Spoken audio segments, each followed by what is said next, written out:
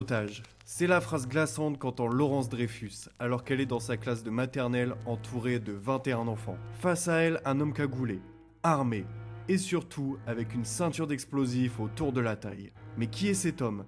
Que veut-il vraiment? Et jusqu'où est-il prêt à aller? Aujourd'hui, je vais vous raconter l'histoire d'une prise d'otage qui durera 2 jours. 2 jours hors du temps, pendant lesquels la France entière a retenu son souffle. 2 jours qui verront intervenir des personnalités de premier plan, dont un futur président de la République. 2 jours de suspense, de tension et de rebondissement, et qui finiront tragiquement.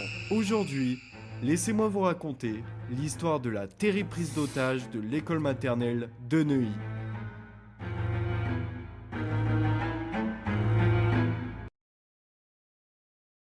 On est le 13 mars 1993 à Neuilly-sur-Seine dans la banlieue chic de Paris.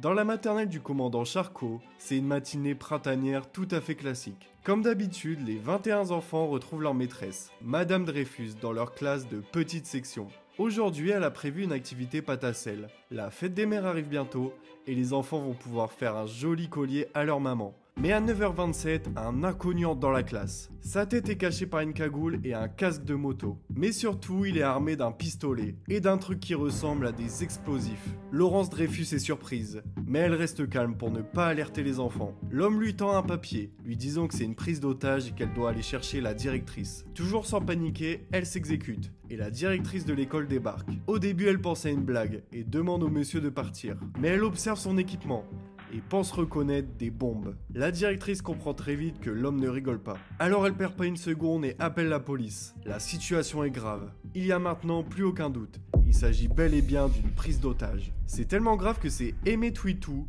le directeur départemental de la police en personne, qui arrive en premier sur les lieux. Alors qu'il arrive devant la classe, il découvre que les fenêtres ont été totalement recouvertes. Il n'y a aucune visibilité. La porte d'entrée aussi est fermée. Et surtout, il y a un mot écrit dessus. Défense d'entrée, sinon tout saute. Twitou demande à la directrice d'immédiatement évacuer toute l'école et appelle des renforts. À l'intérieur, Laurence Dreyfus garde son sang-froid et fait croire aux enfants qu'il s'agit d'un jeu. La situation doit rester le plus normale possible pour pas les inquiéter. De son côté, malgré le mot, l'homme entre en contact avec Twitou. Il lui donne un papier. C'est ses revendications. Il demande 100 millions de francs, soit environ 15 millions d'euros, quelques équipements et une grande voiture pour prendre la fuite. La feuille précise bien que s'il se sent menacé, il n'hésitera pas à tout faire sauter. Et il est aussi écrit quelque chose d'encore plus inquiétant. Il menace de s'en prendre directement aux enfants. Une phrase dit qu'il pourrait tous les enchaîner par le cou et les vider de leur sang avec des perfusions. C'est terrifiant. Enfin, il observe une dernière information. La feuille est signée par 2 lettres mystérieuses.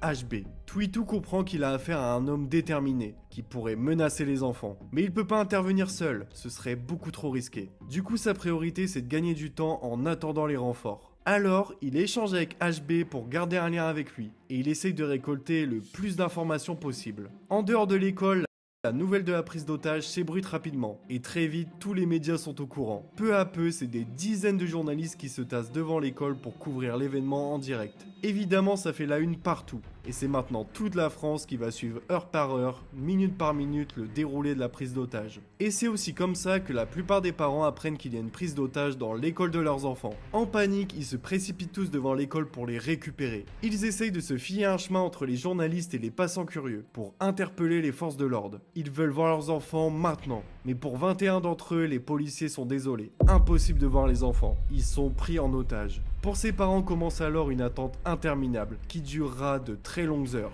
Entre-temps, les renforts sont arrivés et pas n'importe lesquels. Les journalistes voient débarquer les gros camions noirs du raid, les forces d'élite de la police. Devant l'école, tout le monde comprend que là, c'est vraiment du sérieux. Le raid sait très bien gérer les prises d'otages. Ils s'entraînent pour ça toute l'année. Mais ici, même les experts font face à une situation inédite. Jamais dans l'histoire le raid a dû gérer une prise d'otage dans une école maternelle. Alors les hommes en noir s'organisent. C'est maintenant eux qui prennent le commandement des opérations. Des tireurs d'élite sont positionnés sur les toits. Des hommes lourdement équipés entourent la classe.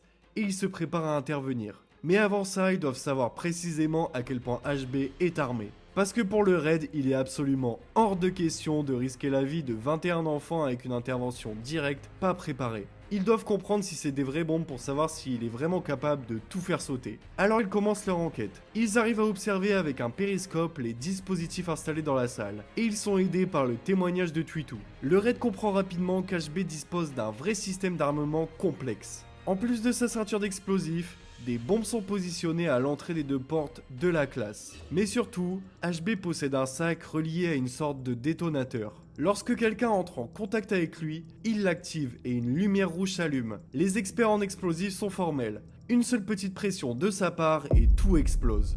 Avec ces infos, ils estiment aussi la puissance totale à plus d'1 kg de TNT. C'est largement suffisant pour souffler toute la classe, et ça laisserait très peu de chances de survie aux enfants. Le raid comprend qu'une intervention directe est impossible. Ils n'ont pas le choix, ils vont devoir négocier avec le forcené. Mais pour ça, ils ont besoin d'une information essentielle. Découvrir qui est vraiment HB. Identifier l'homme qui se cache derrière cette cagoule serait très utile pour les négociateurs. Ça pourrait leur permettre de connaître son histoire, de savoir qu'est-ce qui l'a poussé à faire ça et de dresser un profil psychologique précis. Alors une équipe entière est dédiée à trouver qui est ce HB. Ils épluchent tous les archives et les bases de données des renseignements, mais ils trouvent rien. Impossible de savoir qui est vraiment cet homme. La seule chose sur laquelle les enquêteurs peuvent se baser, c'est les feuilles de revendication qu'il a imprimées. En les analysant, ils remarquent plusieurs choses. Toutes les informations sont très claires, bien écrites et sans aucune faute d'orthographe.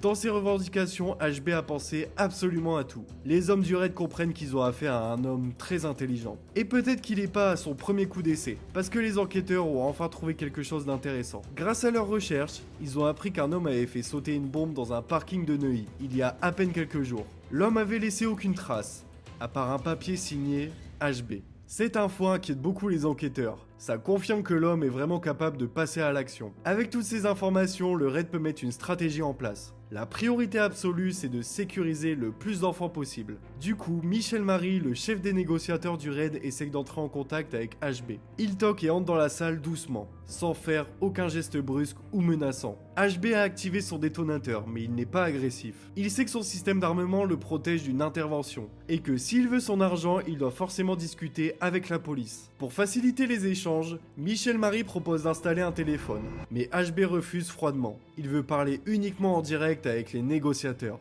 Pendant ce temps, juste à côté, Laurence Dreyfus s'efforce courageusement à occuper les enfants. Elle leur raconte des histoires et fait des jeux avec eux pour qu'ils ne se rendent compte de rien. Et jusque-là, ça marche plutôt bien. De son côté, après l'échec du téléphone, le raid réfléchit à une meilleure stratégie pour négocier avec HB. Et ils ont une idée.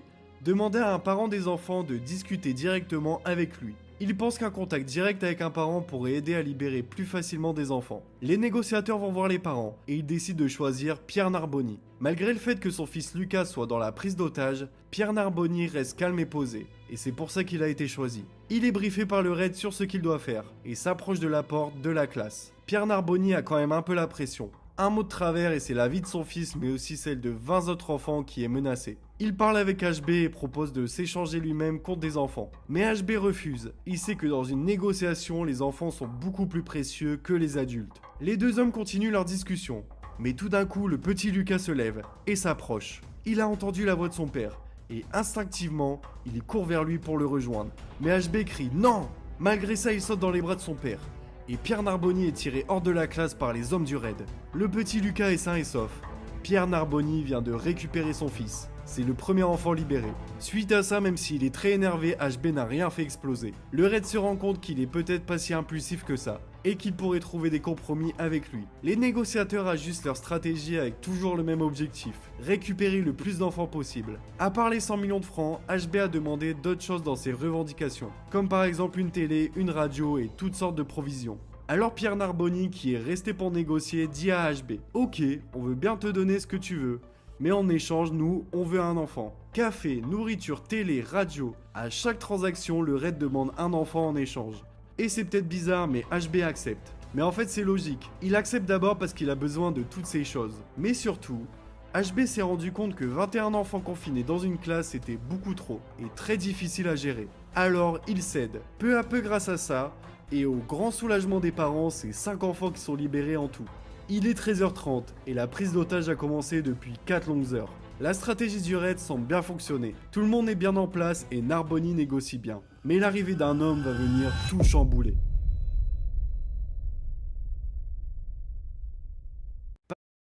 Concrete doesn't wait for anyone. DeWalt, built for the unbreakable. Parce que dans l'ombre, depuis le début de la prise d'otage, quelqu'un suit de très près tout ce qui se passe. C'est le maire de Neuilly et le ministre du budget. Son nom, un certain Nicolas Sarkozy. À l'époque, Sarkozy est un jeune homme politique plein d'ambition, qui est encore largement inconnu du grand public. La France entière suit les événements qui ont lieu dans sa ville, il le sait. Alors il voit dans cette prise d'otage une incroyable opportunité pour se faire connaître. Du coup, vers 13h30, Nicolas Sarkozy débarque sur les lieux et il s'impose lui-même au sein de la cellule de crise du raid. Le rôle de Sarkozy dans la prise d'otage sera ensuite pas mal débattu. Certains diront qu'en tant que maire, il avait tout à fait le droit d'être ici et qu'il a fait preuve de beaucoup de courage. Mais d'autres diront que Nicolas Sarkozy, contrairement aux hommes du raid, n'était pas du tout formé à la négociation, qu'il n'avait rien à faire là et que sa présence a compliqué la tâche des policiers. Mais tout ça, Sarkozy, c'est pas son problème. Devant les caméras, il débarque devant la classe. Il remercie Pierre Narboni pour son travail, mais maintenant c'est à lui de jouer. C'est lui qui prend en charge les négociations avec HB. Alors que les premiers échanges commencent avec HB, le chef des négociateurs, lui, fait un feedback aux parents, les rassurant comme il peut. On pense qu'il a une arme de poing de type revolver, mais c'est pas. Je pensais que c'est plutôt un pistolet ou un revolver à grenaille. Par contre, il a autour de lui une espèce de besace, un sac si vous voulez, qui serait censé contenir des explosifs. C'est moins 10 milliards de centimes. Ce qui nous laisse penser, si vous voulez, que c'est quelqu'un qui, au premier degré, est apparemment très structuré, et au deuxième degré, il est beaucoup moins, parce que la demande est vraiment exorbitante. Alors, je ne sais pas, compte tenu du peu d'éléments qu'on peut avoir, si on peut dire qu'on a affaire à un malade mental, je pense pas. Je pense qu'on a affaire à quelqu'un qui peut être un petit peu déséquilibré, mais c'est pas, si vous voulez, le fou complètement disjoncté qui est capable de faire n'importe quoi. Devant l'école, les journalistes, eux, essayent de couvrir l'événement avec le peu d'informations qu'ils ont. Mais ils ont maintenant autre chose à prendre en compte. HB a désormais une télé et une radio. Ils les écoutent. Alors, ils doivent faire très attention aux termes qu'ils utilisent pour pas braquer le forcené. Dans la classe, les échanges entre Sarkozy et HB se passent moins bien qu'avec Narboni. Sarkozy est pas mal gourmand et essaye d'obtenir plusieurs enfants à la fois, en vain. Donnez-la-moi cette petite gosse. Allez, je sais que vous êtes quelqu'un de bien. On peut être amis, bon sang. On peut avoir confiance l'un en l'autre. Pourquoi non? Qu'est-ce que je vous ai fait, moi? J'essaie de vous sortir de la panade. J'essaie de trouver le pognon. J'essaie de trouver la voiture. Je vais porter le message au ministre de l'Intérieur. Qu'est-ce que je peux faire? Qu'est-ce que je peux faire en plus? C'est bien parce que je suis votre ami que je fais ça. Sinon, je ne fais pas. Ou alors, donne-moi le petit noir. Donnez-moi le petit noir. Allez, je reviens. Et petit à petit, après des échanges parfois tendus, il arrive tout de même à récupérer plusieurs enfants. Dans la salle, HB commence un peu à s'impatienter, et il demande de plus en plus avec assistance son argent. Ouais, c'est quand même pour ça qu'il est là de base. Du coup, Sarkozy lui promet qu'il va trouver les 100 millions de francs qu'il demande. Ça fait maintenant plus de 10 heures que la prise d'otage a commencé, et une autre chose commence à pas mal inquiéter les forces de l'ordre, l'état physique et psychologique des